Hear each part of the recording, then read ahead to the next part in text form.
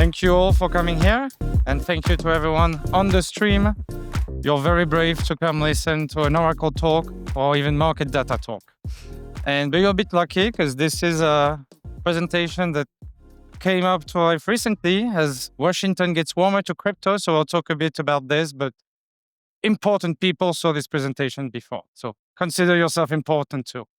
And specifically, I'll talk about the price of everything everywhere and try not to bore you too much with Oracle infra. First, so more generally, financial system, financial world. You may not know it, like in crypto, we're lucky that everything's pretty open source. Even exchanges now, like Hyperliquid, in the TradFi world, it's still a big black box.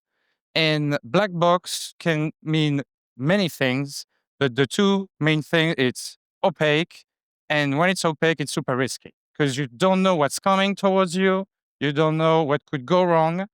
And all this creates great risk. And if you have a bunch of issues with market data, whether it's in DeFi, it's the same in TradFi. If you have wrong market data, it can nuke the system, nuke the economy for a bit. The big thing is Oracle more and more, and specifically Pyth, we have to go beyond just crypto. It has to be around all market data. And Oracle, like sadly now, whenever you say this, is just crypto blockchain. It's true, it leverages like all the cryptographic you want, but everything should be about market data, deliver great market data. For those not yet aware, but Pyth is a decentralized blockchain Oracle. TLDR Oracle's job is to bring some type of data from the real world to blockchains. That was 10 years ago when the first Oracle came to life for the first chains like Ethereum when it launched in 2017. But we'll see it goes way beyond that. And Oracles more and more shouldn't just target crypto use case, DeFi use case, but TradFi anything that could benefit from more transparency. So key objective in Oracle, bringing real-world data to blockchains securely, accurately, and as fast as possible. It all comes from something happening, the Oracle observing, and delivering this information to you. One mistake can nuke billions of dollars in crypto, and TradFi, you can always roll back some trades, so it's less risky, but it's very important for blockchains, Oracle, to go from the source, aggregate securely, deliver it securely. Here, and we won't spend too much time, but this is how Pyth kind of works. At the bottom, we care the most. It's the current version where you can see it's a pretty stream flow coming from publishers that will create data and contribute data, send it to the Oracle, it aggregates it. On top of it, we use Wormhole Protocol, our dear friend there, that enable to create cryptographic proof of those prices so that you can then send those to over 100 chains completely permissionlessly and securely. And I think today the Pyth Oracle has north of 2,000 price feeds that can be independently verified on over 100 chains. But the big thing about Pyth, because no one cares so much about Oracle infra, we should care about market data. And this is where Pyth is very different from other oracles out there. And even in the Web2, like Oracle companies, it's where we get the data, how the data is sourced. And this is where we think all the value stem from. So in the terms of like, in the realms of trading markets, like you care about like what the asset price trades at. And so how do we have great data for over 2,000 assets from crypto to the US rates, to FX, metals, and US equities is having a wide set of data publishers. And these stem from trading firms. So we have both TradFi and more crypto adjacent trading firm like Salini, but we also have like Virtue, which is like a top 3 worldwide trader over the world. We also have banks that do have their internal desks, of course, crypto exchanges, and even decentralized exchanges. Because more and more, and we see it with Superstate, where you issue actual shares on chain, one day we could actually have DEXs that compete with NYSE or SIBO. And most recently, Pyth ventured outside of just financial data. we didn't go too far. Don't worry. We went into a bit economic data. So it was maybe 3 months ago with the Department of Commerce. We got access to close to 50 data points around GDP, economic growth, etc. So now the Pyth price feeds deliver US official government data on over 100 blockchains. And actually, most recently, we announced a partnership with Kalshi. So Kalshi is a big prediction market where you can gamble on pretty much anything. So now you can also access all this Kalshi market data on-chain via the Pyth network. And another thing, and after we have great charts to visualize how we want to position Pyth, is we want to cover everything.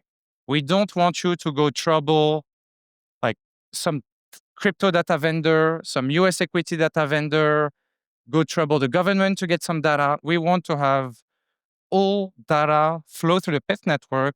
So you as an end user, you just need one subscription, one point of access.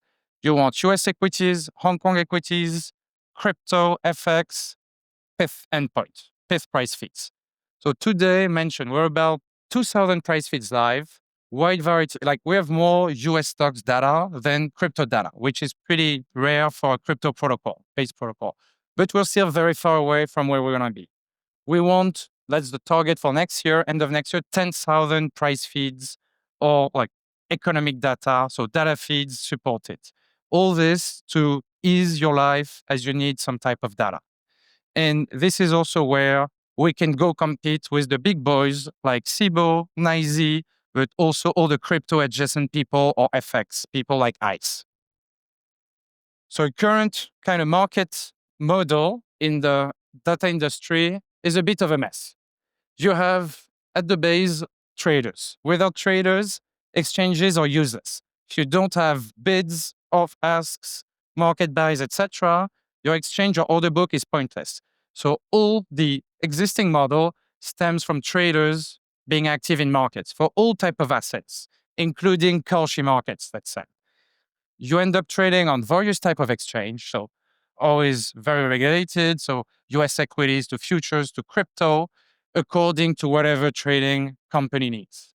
And then after, today you have big data distributor that pretty much gonna collect and repackage so much data from all these venues. But they don't cover all. Like Bloomberg, I'm not sure I can get the price of the latest meme coin on there. I get the US rate, I don't get the meme coin. Maybe I get Kalshi now, but it's very fragmented. So as a trading firm, as a user, I would likely need to go get a Bloomberg account, get a Refinitiv account, get a Kalshi account to get all this data. Pyth, we want to abstract all of this. Here we're just going to remove Bloomberg, Refinitiv, etc. But that's kind of the idea. Idea is whatever it is, wherever it trades, everything will flow through Pyth, so that you or the institution can just talk to Pyth, the universal price layer. So it's great to have big goals. You need to have high quality data so that like Citadel or all the big institutions use your data. Like they don't want Yahoo Finance scrap data. They want proper institutional grade data. So how do we come up with the data? We just don't scrap it. We actually managed almost 5 years ago to convince initially most big US trading firms to kind of take on the big monopoly, the big market data monopoly from NYSE SIBO. We went to trading firms like Jump Trading, Jane Street, GTS, Virtue. Like we all combine your data, your private data, we can recreate synthetic pricing information for all the assets you trade. As we launched this and onboarded quite some big names in the US, we actually had exchanges like SIBO, LMAX, MAMEX, and IEX, who are like US regulated exchange, afraid of losing some business, or at least missing on a potential new distribution business. So we now have US exchange contributing their order book data to the network.